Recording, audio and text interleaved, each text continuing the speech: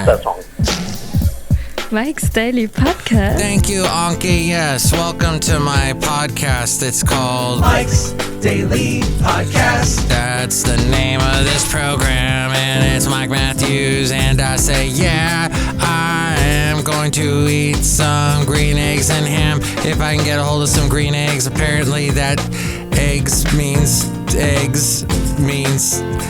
apparently eggs are going to go up in price because of some kind of thing. That's what I heard. Mike's Daily Podcast. That's crazy, huh?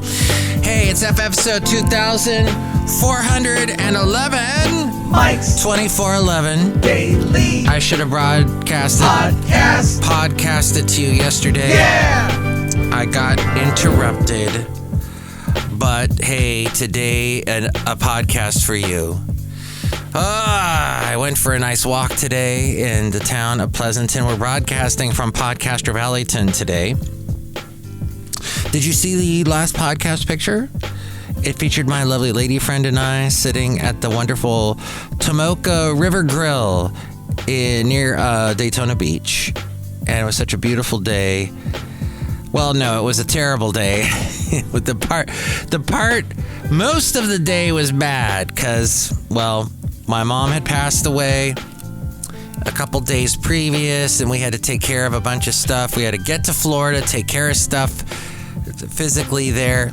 By the way, as someone who has gone through this now, if you have a parent or a relative that you are then the personal representative for, as I am with my mom, there is so much you can do online. In many ways, you don't even have to physically be there. The only reason why I needed to be there, and some stuff was much easier to do in person, of course, but getting all of the old photographs was the main thing, and getting my mom's... And here's today's podcast picture. My mom's paintings, and I would post a podcast picture of one of my mom's paintings. Oh, but I really don't think that's appropriate. A, because my mom liked to paint about controversial things most of the time. B, it's my mom's personal property, and I'm not going to post it online. I'm just not. Someday maybe I'll post a picture of one of them, but it's really a personal thing, so I'm not going to do that. But the late great Basil the Boxer, now that would have been awesome if Mom had done a painting about Basil, but she did not paint any pets. Her animal that she liked to paint was the pelican. She loved pelicans. That's why she moved to Florida.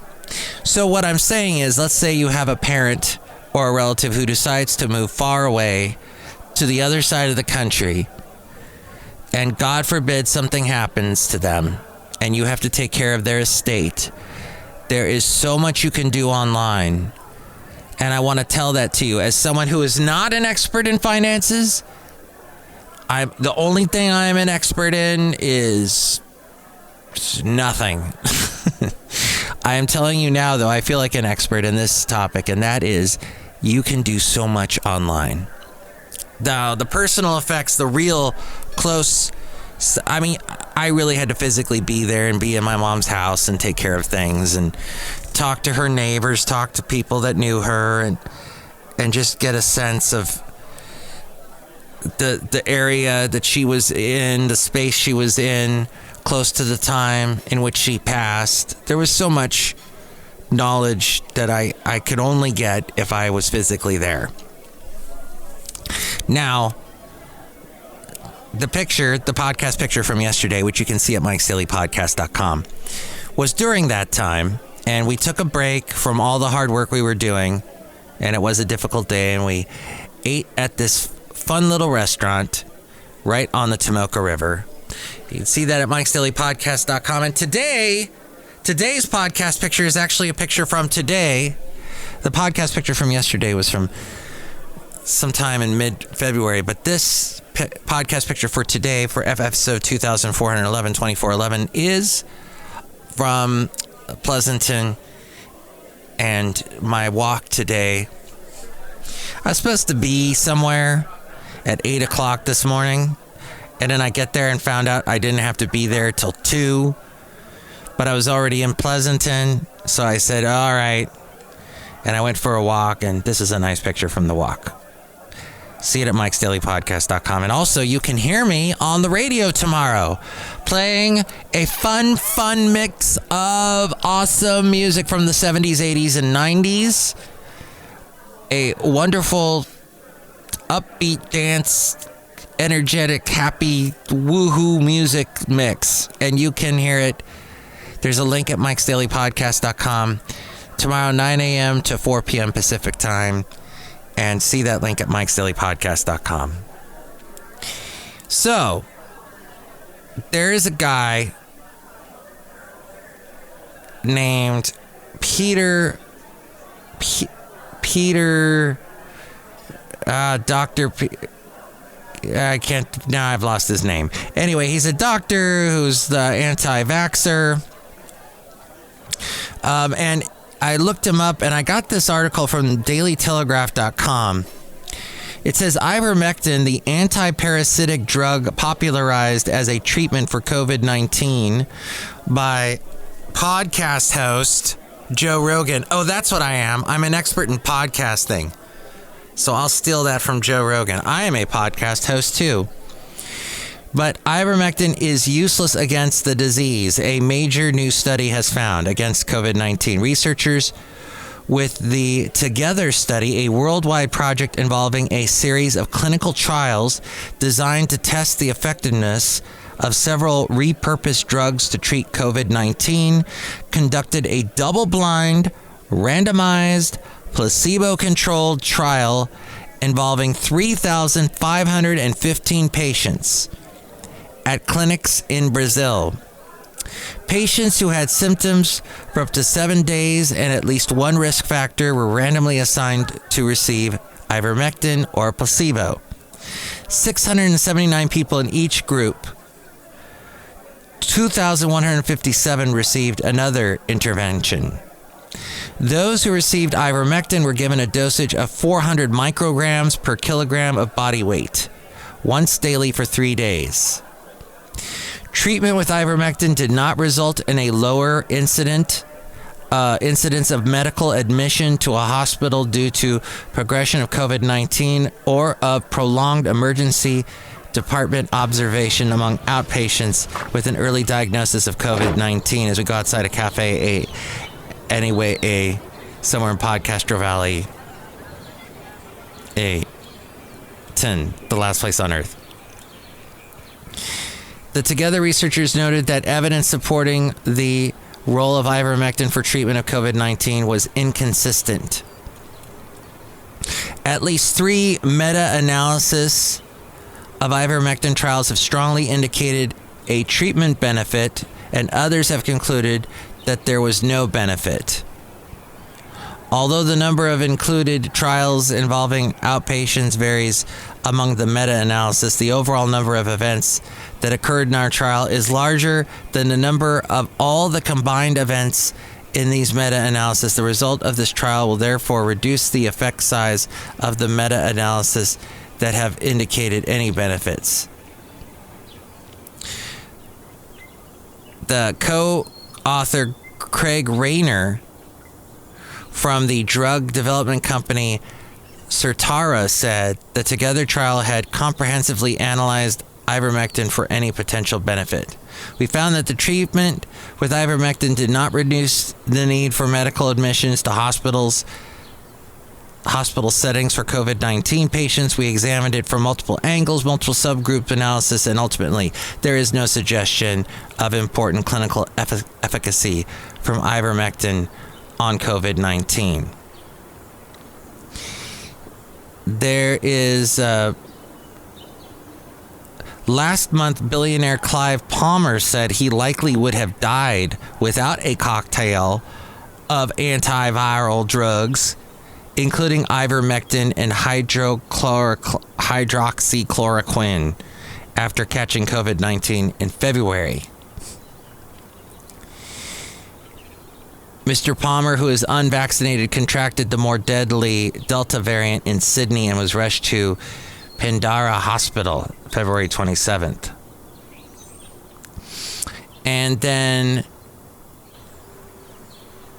in 2015, half of that year's Nobel Prize in Physiology or Medicine was awarded jointly to ivermectin's discoverers, Satoshi Omura of Kitasato University and William Campbell of Merck.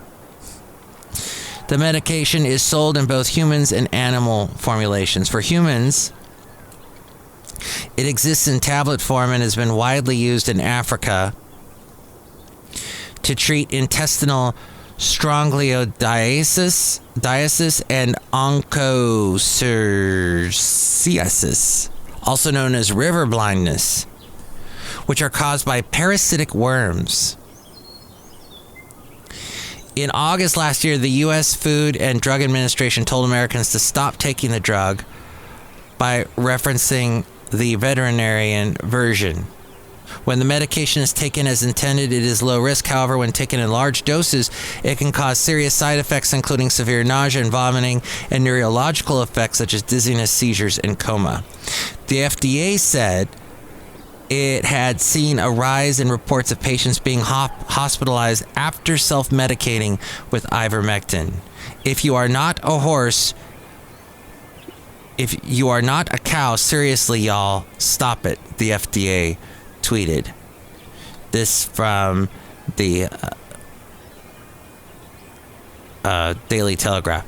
Dr. Peter McCulloch, a cardiologist who had criticized COVID-19 vaccines and promoted alternative treatments, including ivermectin, said the Together trial was too small and underpowered and that 3 days was too short.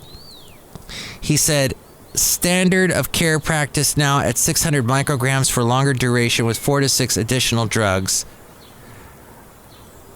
Ivermectin first began to be touted as a therapeutic for COVID-19 in early 2020 after scientists in Melbourne found it could inhibit SARS-CoV-2 in the lab in high doses. It then began to get popular as a treatment among some doctors and the likes of Joe Rogan, who attributed his rapid recovery after catching the virus to a cocktail of medications, including ivermectin, even as health authorities and the drugs manufacturer Merck warned against its use, citing lack of evidence. It looks like the winner here is Merck in all of it. And isn't that Big Pharma? Big Pharma's Merck. So here are all these people touting, these anti-vaxxers touting Merck, basically, touting Big Pharma. Interesting how that all goes, huh? Sodium, meanwhile, is an electrolyte that's essential for a wide range of body functions. Yes, salt. Hyponatremia is a common condition that causes sodium levels in the blood to be lower than normal. And a new study has found that more people become hospitalized due to hyponatremia in temperatures above 15 degrees Celsius. Now, if I do the the math and do the conversion from Celsius to Fahrenheit, let's see, that would be 59, a little less than 60 degrees. So a new study found that more people become hospitalized when it's under 60 degrees Fahrenheit, with climate change expected to increase temperatures across the world. The study predicts that an increase of 2 degrees Celsius could increase cases of hyponatremia by 13.9%. We need sodium for various body functions, although I would argue that we get too much sodium in our diets as it is, especially if you eat fast food. There's so much salt and all of that. Or if you eat a lot of stuff that comes out of a can, a lot of that's salted, heavily salted. We just don't need to salt that much. But the human body needs sodium for various body functions, from conducting nerve impulses to regulating heart rate, digestion, brain activity, and blood pressure. Hyponatremia is a common electrolyte disorder characterized by low levels of sodium. The condition is seen in up to 30% of all hospitalized patients. 30%. A person with mild hyponatremia may have no symptoms, but if sodium levels drop too low or too fast, symptoms might include difficulty concentrating, headaches, nausea. In more severe cases, symptoms can include confusion, seizures, and coma. Having diarrhea, vomiting, sweating, or having underlying heart or liver disease and kidney failure can cause hyponatremia. And it's hyponatremia, sorry. Seasonal changes in temperatures have also been linked to an increase in the prevalence of hyponatremia in patients attending the emergency department in summer months. In a recent study, researchers at the Karolinska Institute quantified the effect of outdoor temperature on the risk of hospitalization with hyponatremia. And in a hyponatremia, a retrospective study published in the Journal of Clinical Endocrinology and Metabolism included the entire Swedish population over 18 years of age. The researchers used data from the National Patient Register to study the incident rates of hyponatremia at a given outdoor temperature in increments of 1 degree Celsius. The researchers retrieved data on the 24-hour mean temperature of the day when each patient was admitted to hospital. On the hottest days, women and those over 80 were at the highest risk. Those over 90 were 15 times more likely to be hospitalized due to hyponatremia compared to cooler days. The study estimates that an average increase in temperature of 1 degree Celsius will lead to a 6.3% in the incidence of hospitalizations due to hyponatremia. An increase of 2 degrees, according to projections, would result in a 13.9% increase, that according to medicalnewstoday.com. So, just be aware if you're getting hyponatremia. Let's see, that a condition where sodium levels in the blood are abnormally low, causing nausea, vomiting, fatigue, headache, or confusion. Urgent medical attention is usually recommended by healthcare providers. It can be dangerous or life-threatening if untreated. It is very common, more than 200,000 cases per year in the U.S., and it is treatable by a medical professional. Requires lab test or imaging, and can last for several days or weeks. So there, I hope you learned something, because I certainly did with this show today, with these fascinating articles. Excellent. So we're outside a cafe anyway, somewhere in Podcaster Valley, the last place on earth. Look who's here. Hello, my Matthews, it's Chely Shoehart, gift stuff supervisor. And instead of snow globes, I have salt globes. Salt globes? Yeah, Mike Matthews, instead of having snow in it, it's got salt. Oh. That could cause hyponatremia. Or wait. If you do have hyponatremia, maybe you're supposed to drink the snow globe water. Don't do that, Mike Matthews. Yeah, probably not a good idea. Look who else is here. Hello, Mike. This is Floyd the Floorman. And this is John Deere, the engineer. Yes, Mike, it's fascinating what you talked about today with that word that you learned. Yeah, and that word was? Hyponatremia. Wow, that was really good, Mike Matthews. Thank you. I just want to say, I want to thank you for listening to the podcast. What I do also want to say is, if you do exist, if you actually are a person, thank you for being a person. I hope you never get hyponatremia. And I hope you get something from this podcast to try and bring you stuff that's interesting, informative, helpful in some way in this world. It is a daily podcast, but I do occasionally get interrupted. My mom did pass away a little over a month ago. I think we're almost at a month and a half now. And just so you know, there are probably other podcast hosts that get a gazillion like sympathy emails, or maybe sympathy comments posted to their social media, or maybe people even call the number. I have a phone number that I always talk about with this show that I'll give in a second. But yeah, nothing. Absolutely nothing. I had one person who I'm actually friends with, so he had my personal text number. He texted me. We met up. It was good to see him, but that's it. Nothing. Just to see a little inside my world.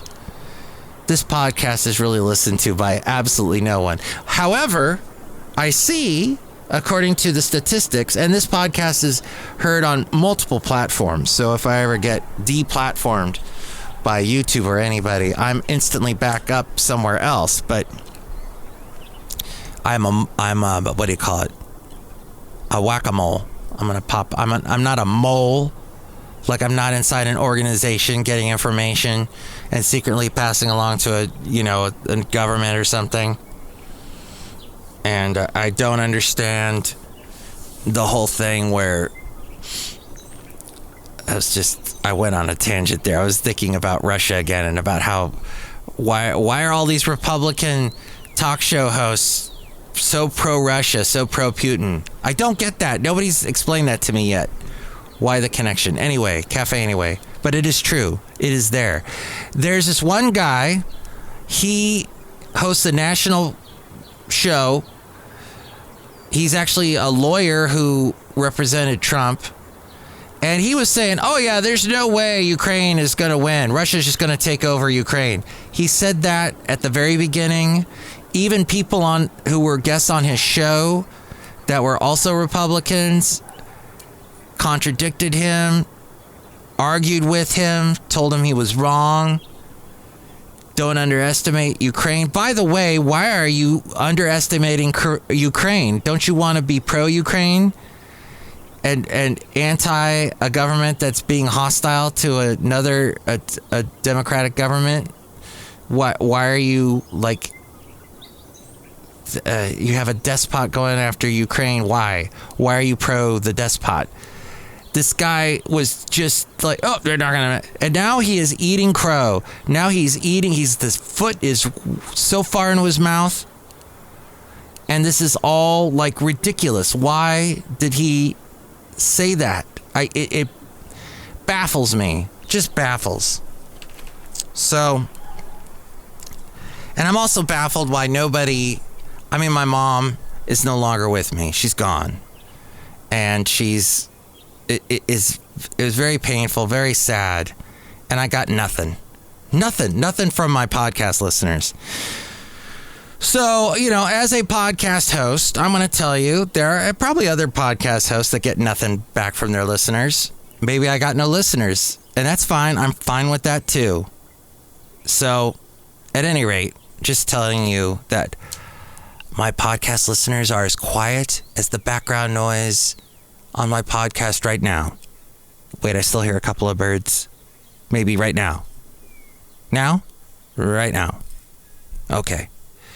So there you go. Mike Matthews, the podcaster with absolutely no listeners. But he still does his podcast daily. So you can tell me what you think. 336MM daily. That's 3 + 3 = 6, because I know math. Kinda. MM as in Mike Matthews, because that's my name, and there's math in my name, which is ironic.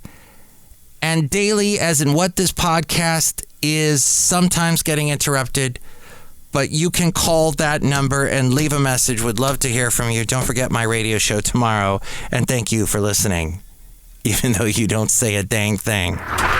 Mike's Daily Podcast is written and produced and performed by Mike Matthews. His podcast is super easy to find. Download or listen to his show and read his blog at mikesdailypodcast.com. Email Mike now at mikesdailypodcast@gmail.com. See you tomorrow. Bye!